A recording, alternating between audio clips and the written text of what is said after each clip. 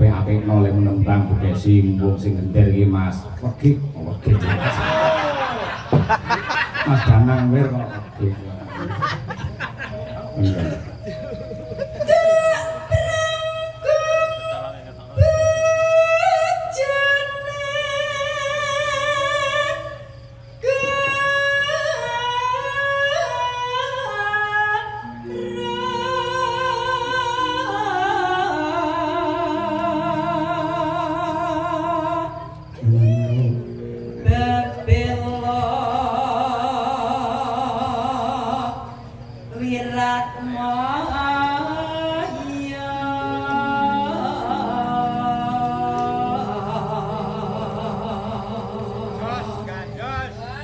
Pripun, Pak?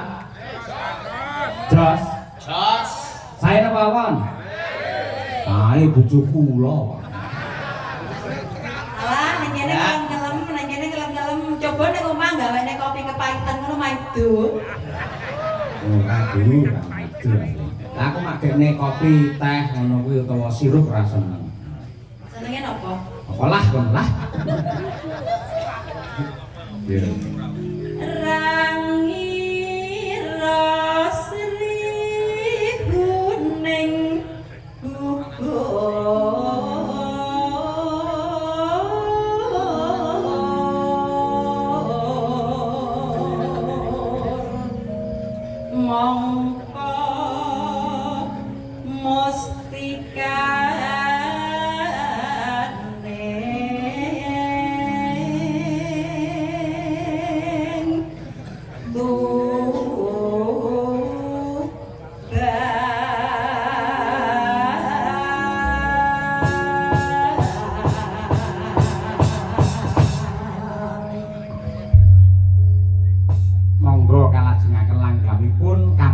Sedaya para lenggah ingkang kepareng rawuh wonten ing lapangan Purwosari lan ugi ingkang kepareng mirsani lumantar streaming Untadi Channel.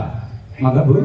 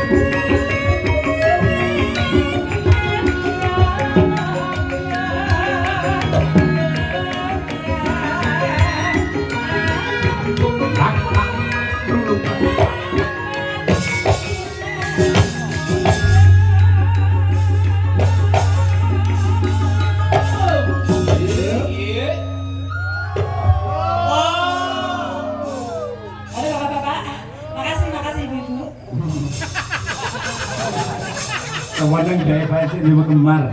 Ya wong fan jaman semonten lho Mbak Kesi luar biasa. Pokoke sak ngono ki kabeh tresno Bu Kesi. Nggih, mantep nuwun. Jeneng ya.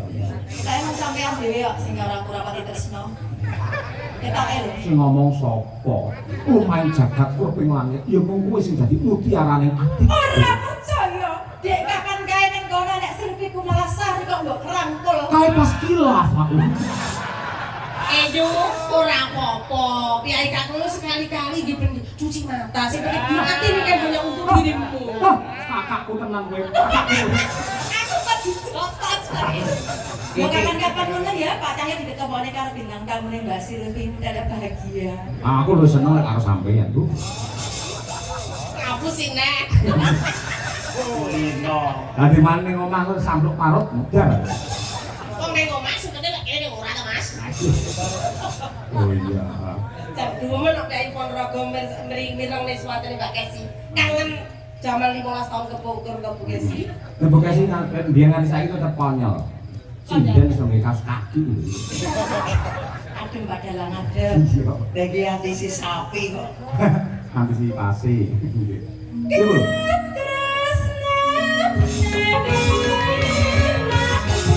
Lanjut itu bujuk asmara Mas. Mbak Putri, Mbak. Yuk. Ya.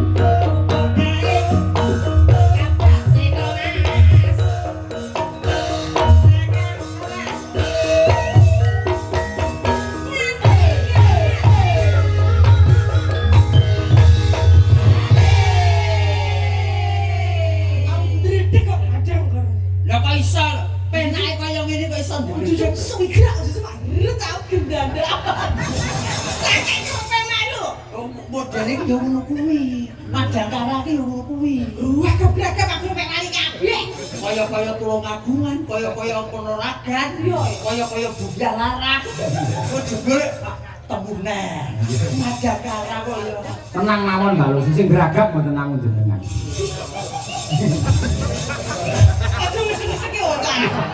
Kadane baru ora mawon kula kabeh iki padha gredheke mboten umum. Wah, anggere bar jam 2 lek geragap kabeh.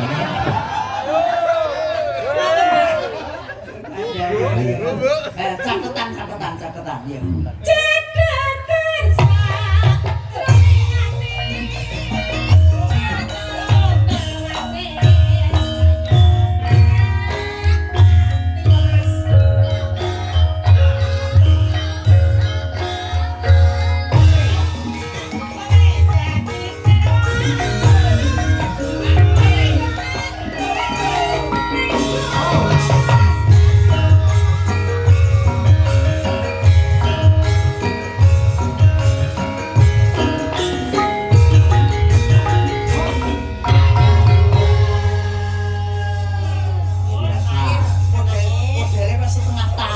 piye piye. Dung dangling. Kaca ngomong kaca kok Dung dangling. Jebule dingen-nen kaya enak neh. Jadi ki ilang gek pedhot meneh. Sing penting ning kene oleh tim-timan lho. Mbak Yulusi, Nggih. dulur-dulur ingkang rawuh sedoyo ya alhamdulillah. Balong rawuh, Nggih. Madiun rawuh, Betul toh? Magetan rawuh Mas Cahyo. Nggih. Masa ngene kok sedoyo sampung caket mriku nggih rawuh.